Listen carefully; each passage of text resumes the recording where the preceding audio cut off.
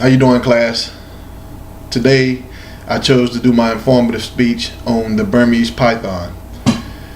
The reason why I chose the Burmese python is because I've had encounters with snakes in my yard.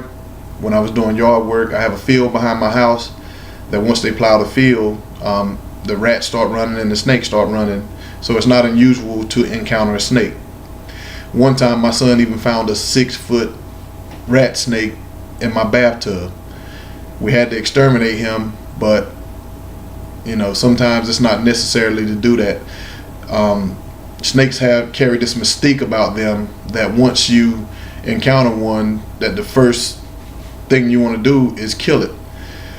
That's not necessarily the right thing to do in all cases. I can understand if you feel endangered and the snake left you no choice, but snake serves a purpose also. Like, they kill rats, they kill insects, spiders and different things, and they live off of them. But it can be a very scary experience. Now the Burmese python, on the other hand, is one of those snakes that's become a nuisance in the Florida Everglades. How they got there is up for debate, but most people think that Burmese pythons got to the Everglades because of people owning them as pets and were no longer able to care for them, and they decided to let them go into the wild or flush them down the toilet or whatever, and they have become a nuisance in that area.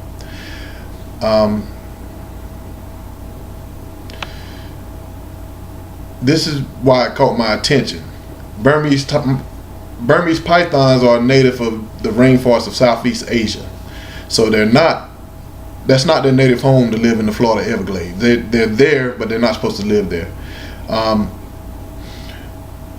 In the article I read, it said that as a result of Hurricane Andrew, a lot of animals from zoos and pets were set free. That means snakes, tigers, lions, bears, everything was set free during this hurricane. And you know, we don't know what's really out there, but the python is really leaving a mark out there on the Florida Everglades.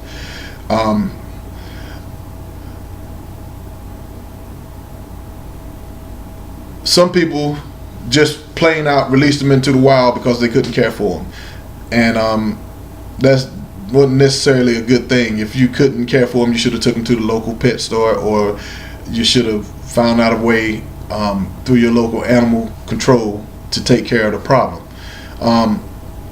The climate in the Florida Everglades is so right for that species to thrive that they were multiplying in a high number, and the Burmese python just thrived. Florida is hot and humid, and that's a similar climate to what they have in Southeast Asia.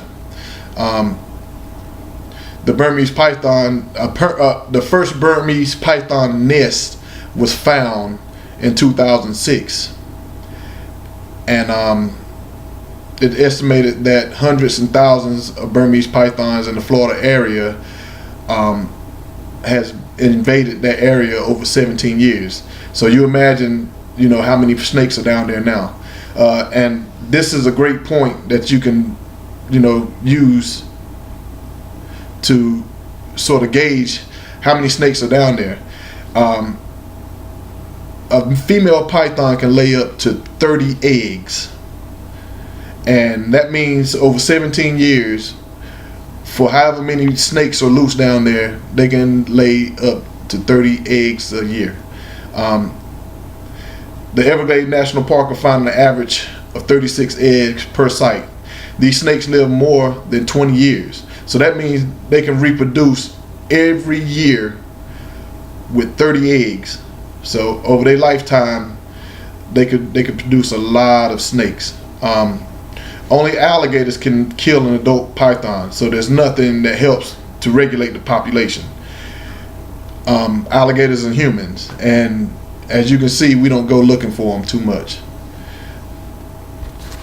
The python is becoming a problem down there, and if they don't do something about it, it's gonna it's going to cause more of the ecosystem to crash down there, and eventually they're going to spread to different areas.